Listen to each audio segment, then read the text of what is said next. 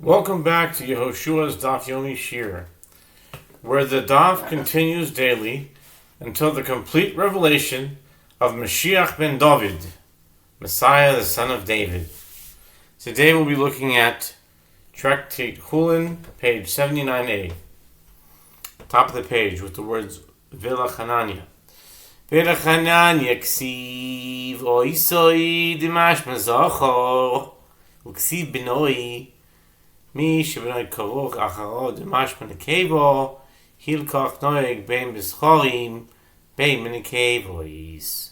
And according to the opinion of Hananya, the reason for his ruling is that it is written it, which indicates a male, and it is written its offspring, teaching that the prohibition applies to that parent whose offspring clings to it, which indicates a female. Therefore, this prohibition applies to both males and females.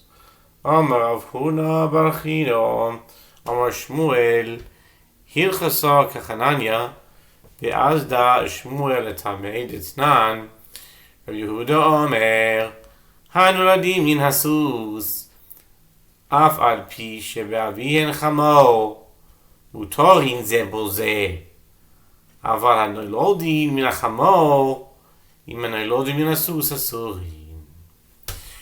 Huna bar Chia says that Shmuel says the halacha is in accordance with the opinion of Hananya, and Shmuel follows his line of reasoning, as we learned in the Mishnah in Kilayim 8:4.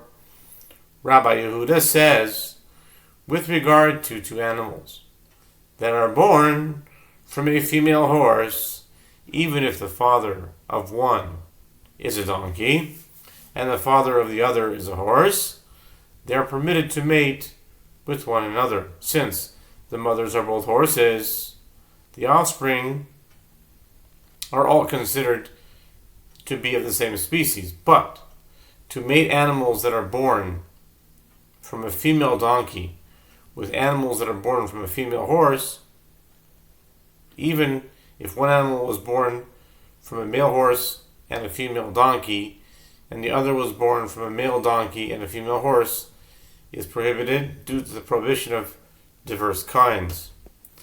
V'yomer Rav Yehuda Omer Shmuel, Zo divrei Rav Yehuda, de'omar, ein choishishin lezera ha'av, av chachamim oimrim, kol minei prodois achatim.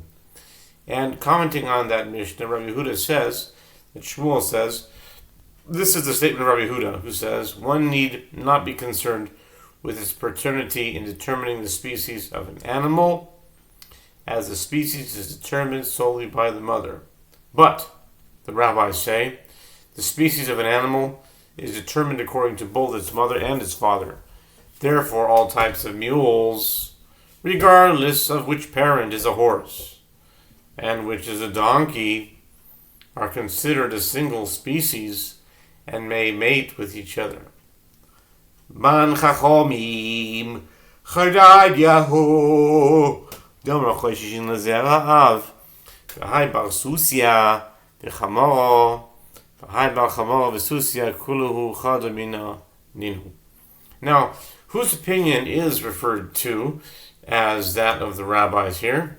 It is that of Hananya, who says one needs to be concerned with the paternity, as, in his opinion, the prohibition against slaughtering an animal and its offspring applies to a male and its offspring as well.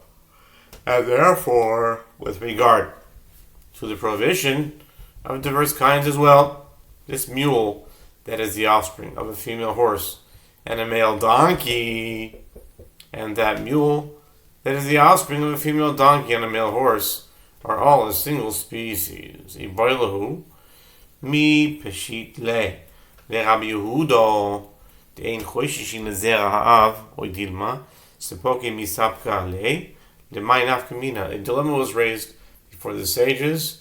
Is Rabbi Yehuda certain that one need not be concerned with its paternity in determining the species of the offspring, or perhaps he is uncertain whether or not one need be concerned with its paternity? The Gemara asks, what is the practical difference?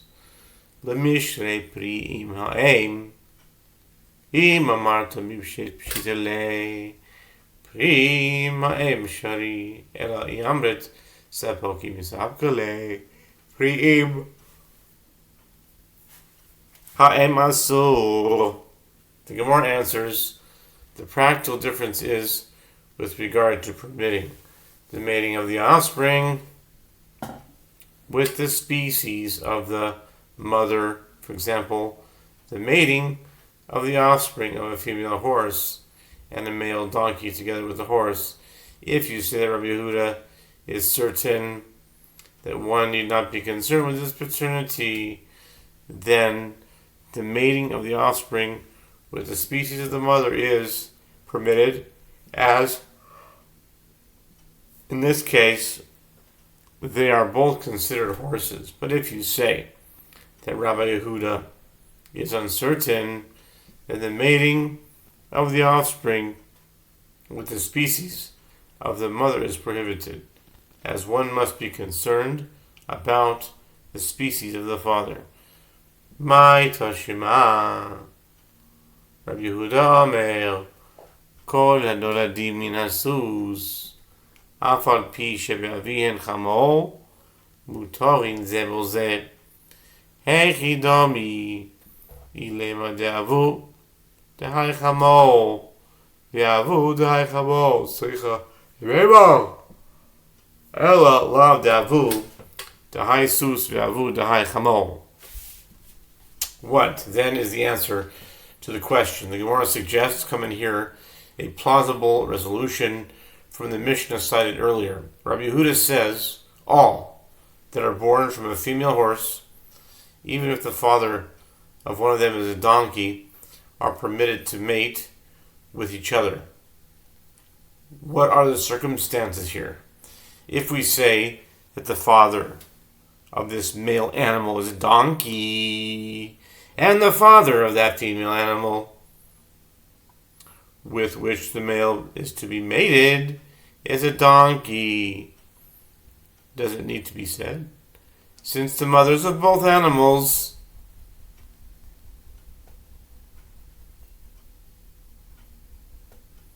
are horses, they are both of exactly the same species and may certainly mate with each other. Rather, is it not that the father of this one is a horse and the father of the other one is a donkey? V'katani mutorim ze im ze alma mishitele. And yet it is taught that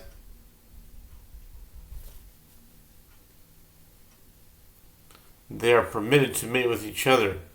Evidently, Rabbi Yehuda is certain that one need not be concerned with its paternity in determining the species of the offspring. If he were uncertain, he would deem their mating prohibited, as the father of one is a horse, while the father of the other is a donkey. Lo, לעולם דאבוהו דהי חמור, דאבוהו דהי חמור. ודכאמרי צריכה למימר מהו דתימה, עשי צד סוס, משתמש בצד חמור. בצד חמור משתמש בצד סוס, כמו שבלן. The Gemara responds, no. One cannot cite proof from this, as it can be said that actually the father of this male animal is a donkey, and the father of that female animal is also a donkey. And with regard to that which you say, does it need to be said that these two may mate? It does need to be said, lest you say the horse component of the male mule comes and copulates with the donkey component of the female mule, and the donkey component of the male mule copulates specifically with the horse component of the female mule, which would violate the prohibition of diverse kinds. Therefore, Rabbi Yehuda teaches us that they are both of the same species and may mate. Tashima, Yehuda Omer, Pirza Shetobo, Ein Marbi'in Aleha Loisus Veloy Chamol, Elamino.